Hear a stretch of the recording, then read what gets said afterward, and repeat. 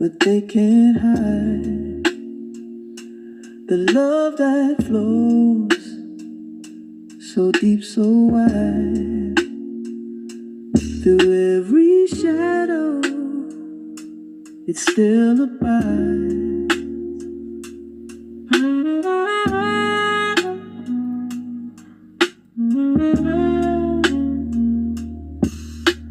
A love that whispers in the night, a love that sets my heart alive. Oh Jesus, your love, it never fades. Oh yes. Through storms Good morning. How are you? Listening to Music Heavens FM, Channel 33 with Bombele, the sound for your soul. Ninjani ekuseni. Kuyisonto ekuseni sithi nje uthando lukaNkulunkulu alufeyili. Yilo olusebekelayo, yilo olusigcinayo. Lithi lomhlabeleli noma izintaba zingaphakama kanjani kodwa uthando lwaNkulunkulu luhlale luhamba phezulu ngoba yilo phela olusigcinayo ezisifeza izwi elikhulunywe empilweni zethu. Uthando lakhe yilo losigaidayo. Yeah, I don't know, how are you in America? Ninjani eAmerica? Ninjani Asia? Ninjani eEurope? Ninjani kodwa Africa? Hey, ngizwa amandla ekuseni kuyisonto the 4th of January 2026, umhla ka4 kaJanuary namhlanje. Ithi happy new season, happy new season. Ngifisela my God lolu hambo lethu esiliqalile ukuthi luphumelele. Ngibone abantu beposta besho ukuthi uNkulunkulu wenza umsebenzi ngalomsakazo. iMusic Heavens FM Channel 33, umkenenezo womphefumulo, sithi la izwi laba ngumuntu. Ya siyabonga ekuseni nje ukuthi uNkulunkulu usivusile, kuwumusa uvuka ekuseni, ngeke siqamba amanga. Kuyasitshela kuhlale kusikhumbuza ukuthi uNkulunkulu usenecebo ngeimpilo zethu. That's why we are still here and kufanele sikusebenzise lokho. Ingakho sifanele senze okuhle kubantu, senze okuhle kwi-environment esikuyo, ngoba siphathiswe phela ukuphila. Izwe lifakwe kuwena liwukuphila, izwe lifakwe kuwena lingukuphila.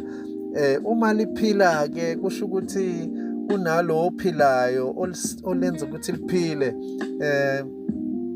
Ngithi mina i-idea kaNkulunkulu iyaphila, ayifi.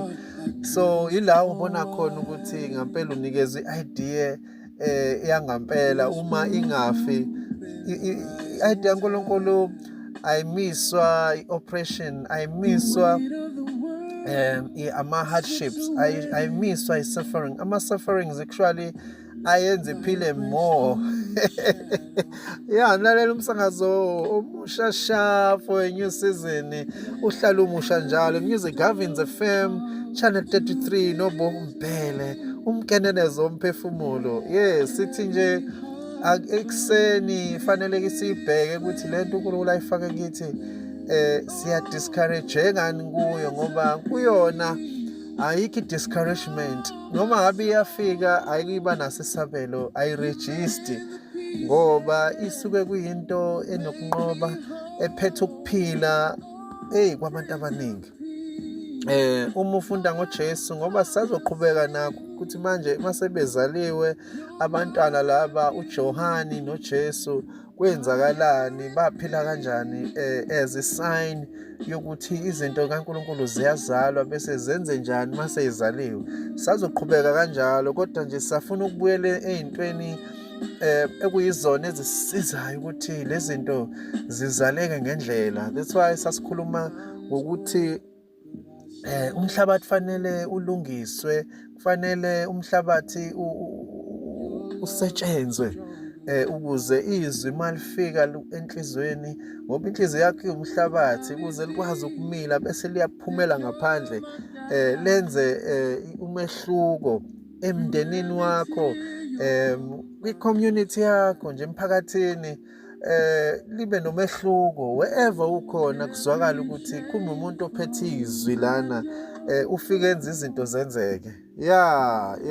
Ungaze uye ey'ndaweni ey'kude uthi ufuna la kwenzeka khona izinto, uwe ophethe izwi, konke okubonayo ngaphandle kungaphakathi kuwena. Silalela iMusic Gardens FM, umkenenezo womphefumulo, sithi nje izwi laba ngumuntu. Siyakhuluma-ke la ukuthi i-idea yakho inokuphila, ingukuphila ngoba iphethwe uNkulunkulu ophilayo. Asikhonzi uNkulunkulu ofile ngoba konke uNkulunkulu akudalayo kuyaphefumula, kuyaphila.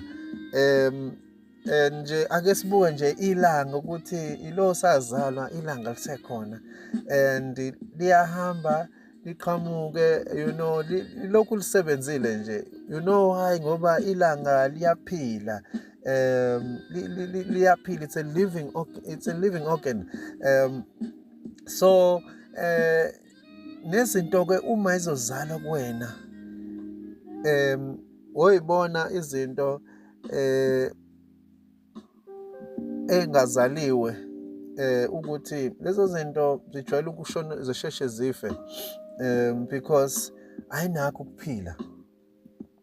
Ingakho uJesu wathi sometime mayehlangana nabantu ethi ufanele uzalwe kabusha, ekhuluma ngokuthi fanele siyazalwa nama-ideas ethi fanele azalwe from within. So ma uthi wena uzokopela into yomunye umuntu, fana nokuthi leyo nto awuyizalanga, ayinayo image yakho. Can I say it one more time? Ukuthi siqaphele ukuthi noma izinto zabanye abantu zisi-inspiration, kodwa singathatha ama-ideas abo and try ukuthi siwenze ngoba awanayo i-fingerprint yakho. So kufanele kube into oyizalayo wena, ikhule, uyibone ikhule into yakho, ama-challenges uvuke nayo. Kuye kuthiwa-ke into e-strong iya-check ukuthi isiphila isikhathi esingakanani, isiwe kangakanani, iyavuka. So lezo zinto zibalulekile ukuthi ama-challenges singawasabi, singayitsheli ukuthi azosibulala, but azo-check ukuthi le nto oyiphethe ngabe iyaphila yini.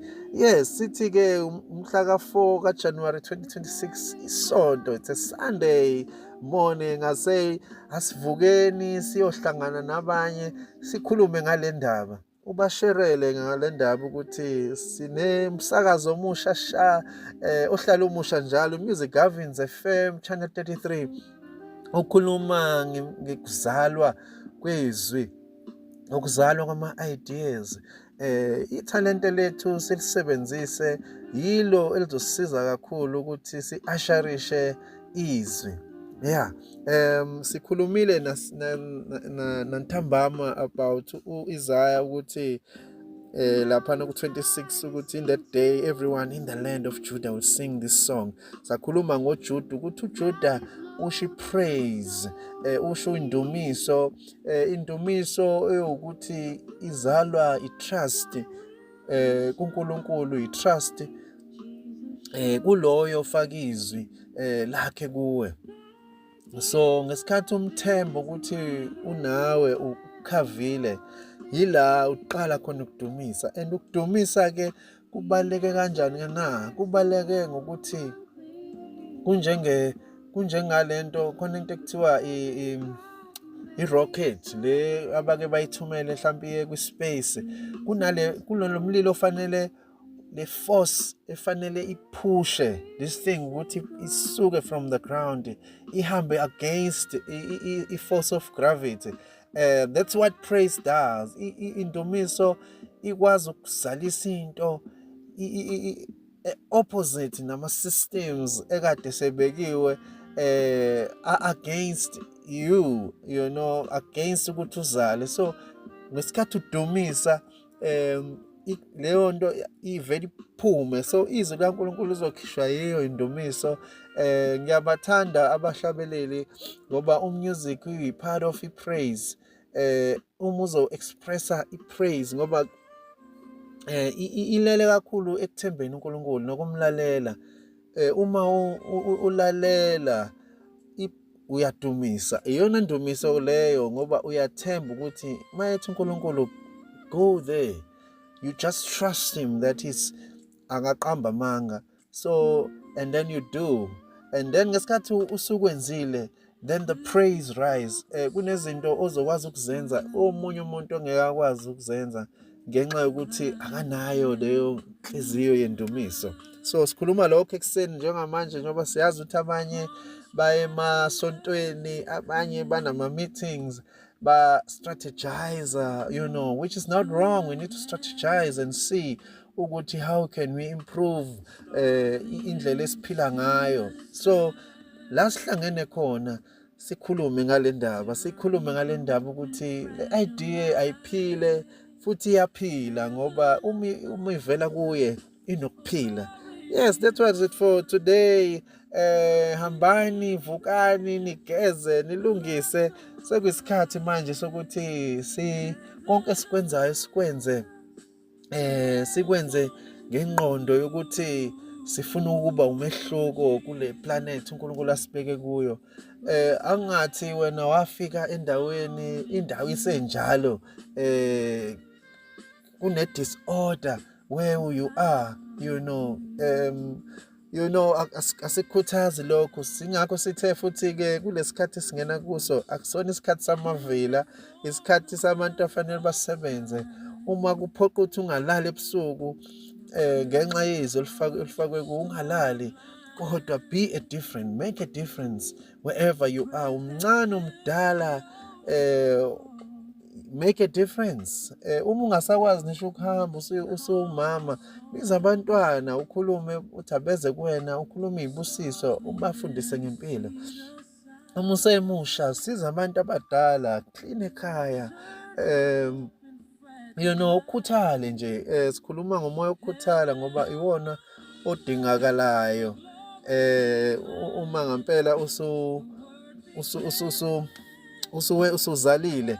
Lidingakala umuntu ozokhuthala, liyahlakulela izwi kaNkulunkulu, liya-check ukuthi kuhamba kanjani, azikho ama-pest, azikho iy'nambuzane lana.